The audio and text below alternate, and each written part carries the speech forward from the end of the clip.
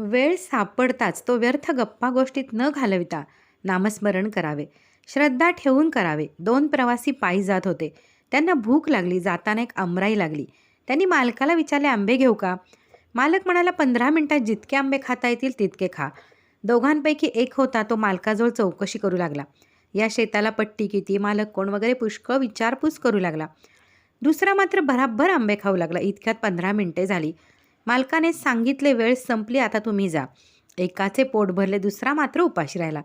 या गोष्टीवरून हे ध्यानात घ्यायचे की नुसते प्रश्न विचारण्यापेक्षा श्रद्धा ठेवून नाम घेऊ लागावे.